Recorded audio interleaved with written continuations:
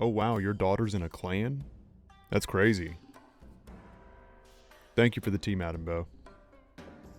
Hey, welcome back fellow fighters, Scotty Combat here, and I want to talk about some content coming in MK1 that's a little further down the road, but nonetheless still exciting to see that's coming, and a little speculation too. There's some things I have heavy suspicion of that I think we might be getting, and there's some things that are already in the files that looks like we're getting. But first, let me thank you for being here and joining me in Madam Bo's tea house. Now, I did take a look into the files. Everyone looks in there. Don't kick me out. Wait, I'm sorry.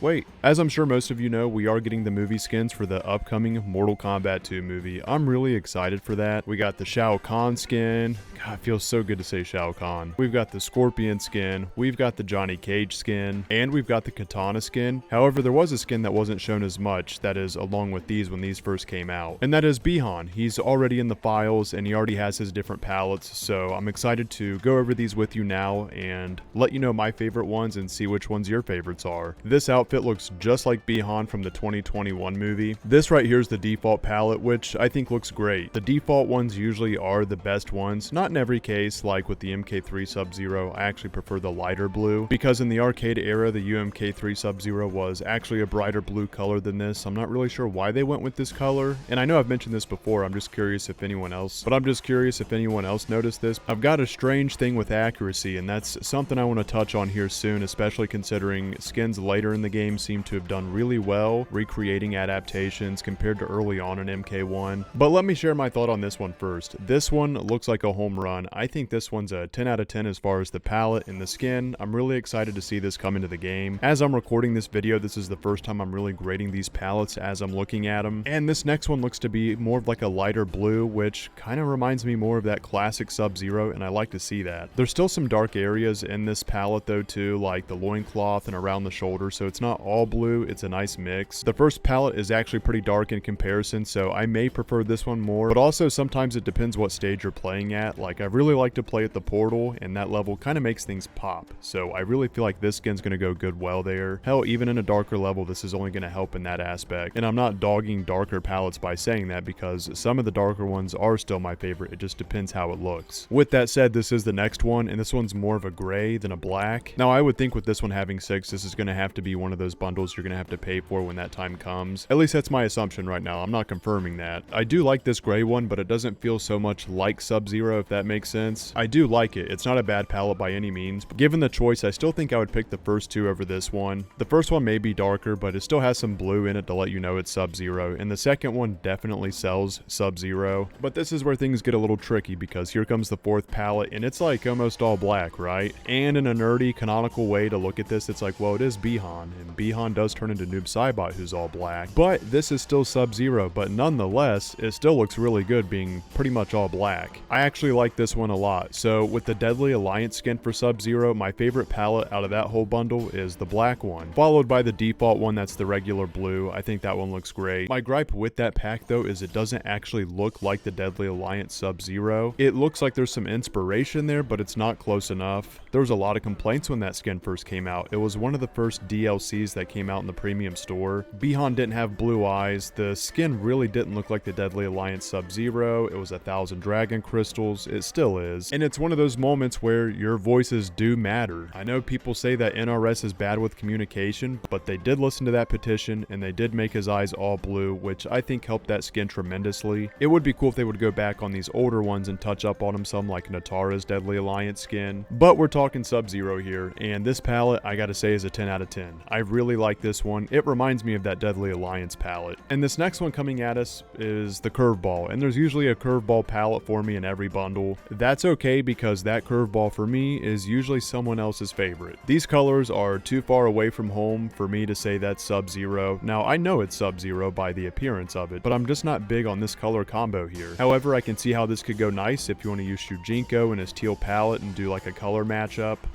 or if you just really like these colors. but this one's not for me. I gotta say, I'm probably never gonna use this one. Now let's roll into the last palette of this bundle, and that is the bluest one, in my opinion, for this Sub-Zero skin. Now let me share this with you. I think this one already looks very familiar to the second one in this bundle, but there are some differences. Blue holds itself more through this skin than the other palette, which I think is a good thing. I actually like seeing this because it feels like a solidified classic Sub-Zero. Y'all are gonna call me bonkers for this, but this reminds me of like the UMK3 Sub-Zero, at least in color. Meshed with like the Deception Sub-Zero, like really meshed so you don't get like the full design. And this is what you would get, and I actually really like that. I know it's a skin of its own, but my classic head just can't help but get away from these other designs that are available. I love this palette. I gotta say it's probably my favorite one from the bundle. It just really looks like Sub-Zero to me. And I do understand the default one is the one that's faithful to the movie, and it does look really good. I like it, it's solid, but I like the one that's more like Sub-Zero in color. But overall, I want to wrap up by saying that I think majority of these palettes look fantastic. The skin itself looks really good, and I'm excited to get it. As a Sub-Zero player, I think we've been treated really well as far as the availability of skins in Mortal Kombat 1. I'm really happy we got the MKX skin. I'm a huge fan of that skin as well. Funny enough, in that video, the two skins that I said that I had really wanted for Sub-Zero if we got more were the MKX skin and the movie skin.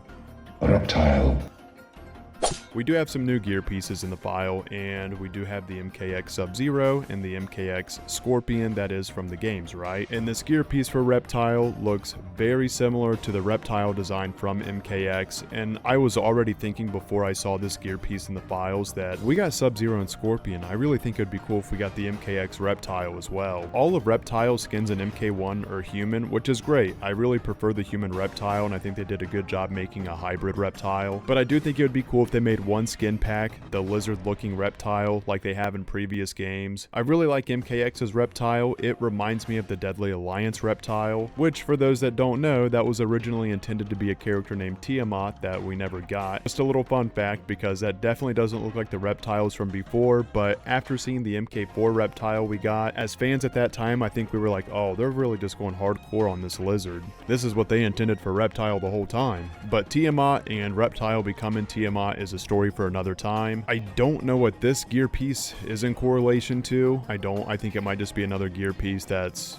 there. But this one here, I do think looks oddly familiar. It's a little beaked. Currently this MKX Reptile isn't in the files, but the fact in my opinion that his gear piece is in here tells me that there is a chance. Now for some naive reason, if this gear piece is already available within this season when it came out, I would really feel doubtful then on seeing MKX Reptile, but seeing that this is new really makes me think there is a chance. I really do think there's a strong chance of getting MKX Reptile because MK1 so far, ever since the Fate Unknown incident, they've been doing really well on keeping content pulled back and keeping it in the shadows until it's time to come out. Sure, we can see things like this, like gear pieces or some future skins. Makes me think right now we're going to see MKX Reptile. And yes, I just changed the background sporadically. And this is another thing I expect to see soon, that is the field stage with the night variant. And that is for PlayStation, Xbox, and PC users. Thank you everybody for liking and subscribing. The channel is still continuing to grow. Y'all are the best, and I will see you all live and or in the next video.